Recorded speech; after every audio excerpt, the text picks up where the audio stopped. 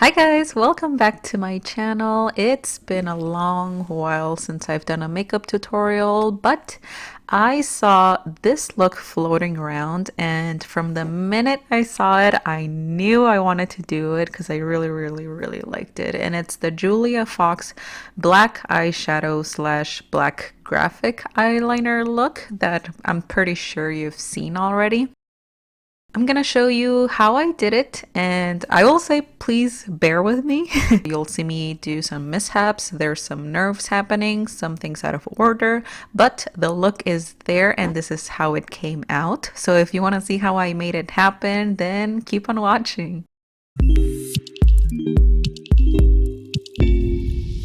Alright, so let's get started, and we're gonna start by prepping the skin, and I'm going in with my Neutrogena moisturizer so my skin is nice and hydrated. Lately it's been on the drier side, so I use this all of the time. So after that, we're gonna prime and cover up the pores with my Benefit the POREfessional Primer. We're gonna go over the nose, the sides of the nose, and then the forehead and chin. And I actually put on a lot, so just remember that with this product you don't need to use a lot, but really do press it into the skin. Now let's go into the base. So let's get that foundation on there. I am using the L'Oreal Infallible Pro Glow Foundation. I think I'll always just have a love for this foundation. It's super beautiful. The coverage, the luminosity, I love it, and I just missed doing some cool makeup. So I'm stoked to just slather on a ton of foundation.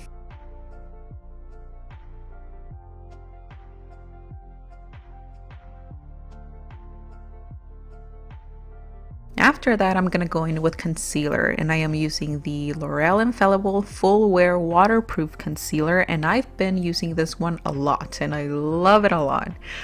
I've been having a lot of sleepless nights for the past few months, and this concealer just covers so well, and it's super affordable too, which I love.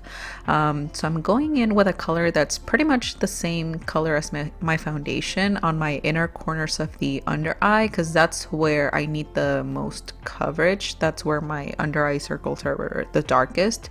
So I'm going in right there, and then I'm gonna switch to a lighter color, and I am using the e.l.f. 16-hour Camo Matte Finish Concealer, and I'm gonna use this lighter color to highlight the areas of my face that I want to lift. So a little bit on that same inner corner, the forehead, and then the outer corners of the eye, and then the sides of the mouth too, just because I do have some darkness there, and finally the chin too. And then just blend all of that out. I use this little sponge right here just to really get close to the inner corner of the eye and just for a more precise blend.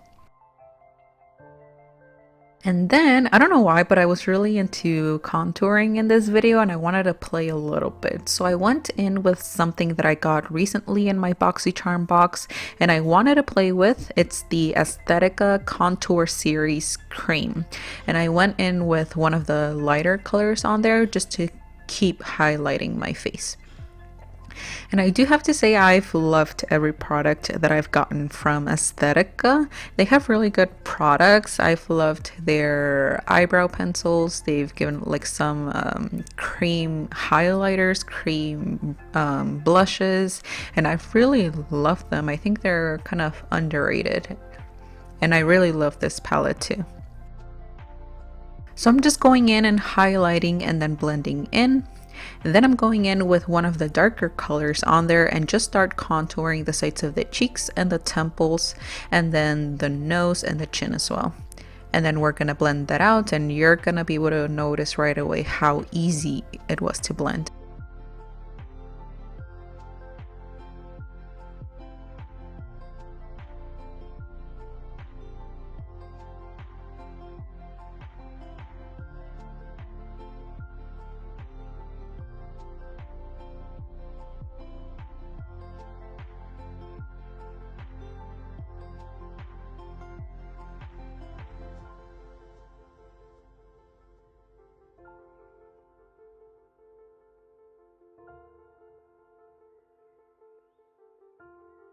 Okay, so now on the going back to the picture, the Julia Fox picture, I noticed that she doesn't have any blush or highlighter on her, so we're not going to do that, but she does have like a deeper contour on the side of her cheeks.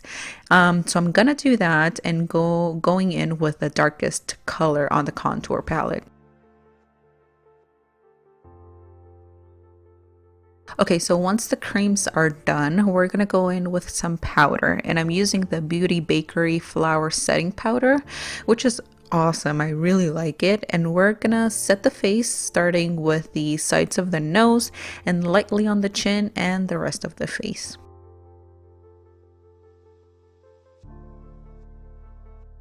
Then we're gonna bake under the cheeks just to make sure they're really defined.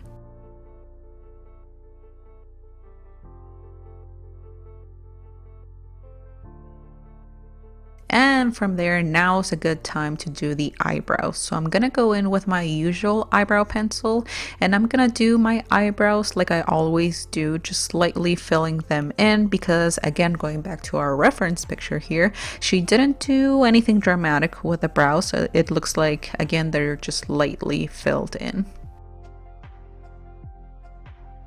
Then I went back to the contour creams, and I did want to carve underneath my brows just to kind of like clean them up and define them, that's all. Now we're going to take some powder and add it to our under eyes, and this is just to catch any fallout that we might get from the black eyeshadow, because there's going to be a lot of it. So that's what I'm doing with the powder here.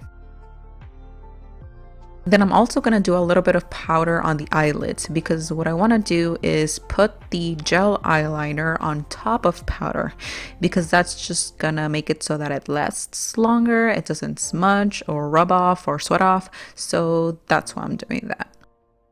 Okay, so now it's time for the fun part. It's time to start sketching the shape of the black eyeliner slash eyeshadow.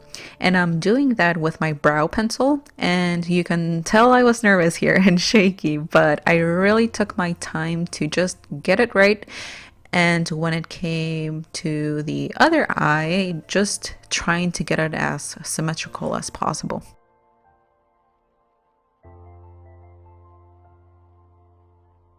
Okay, so once the sketch with the brow pencil was done, I went in for the real outline with a gel eyeliner. And this is going to be the one that's for real, so we do want to get it just right, or as close as possible, of course.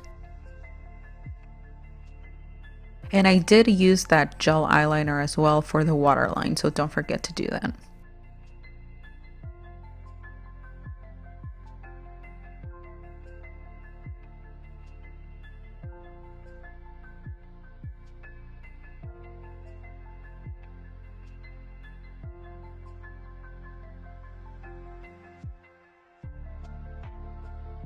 And then I thought I had some gel eyeliner like in a pot that I could just go in with a brush to fill in the eyeshadow, but the two that I found were dry. So I just took this cream makeup palette that I got on Amazon, and I just took the black from there. But just so you know, you can use any gel black eyeliner. Honestly, you could even use like a black liquid lipstick, and that's even actually a better option because it's gonna dry matte and just stay there, and it's not gonna smudge. So I'm just gonna go in and fill in my outline with black. And then I lined the waterline on my top lid. But then because I did use cream makeup, I wanted to make it number one matte, and I wanted it to make it really black, and I don't want it to move or sweat off. So I'm setting it with black eyeshadow, and I'm using the best black eyeshadow I own, and it's this one from the Tati Beauty Textured Neutrals palette.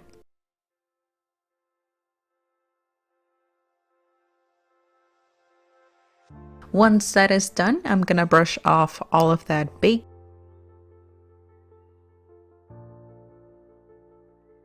And then I'm going to go in with some powder bronzer and go in with a darker shade to really contour that area where, again, Julia's contour is more pronounced, just to match hers a little bit more.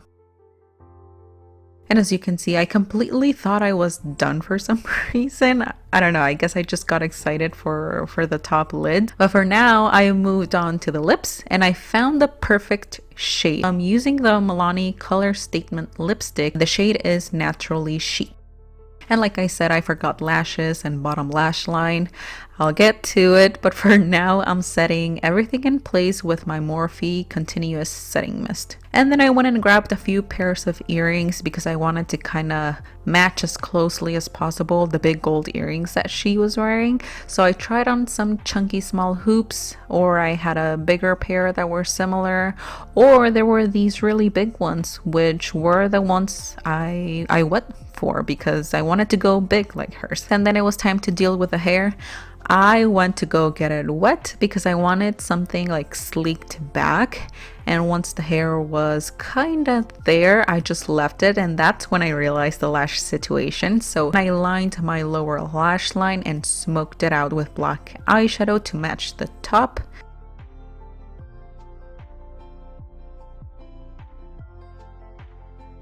I went in with some mascara on the lower lashes and then just a little mascara on the top lashes. And then I also decided that this look didn't really need falsies because you can't see your lashes anyway, so I just left them like that. And with that, this is how the look came out. This is my recreation of Julia Fox's look. I hope you really liked it, and if you did, don't forget to like this video at the very bottom and subscribe to my channel. Thank you so much for watching and for being here, and hopefully I will see you right here on the next one. Bye guys!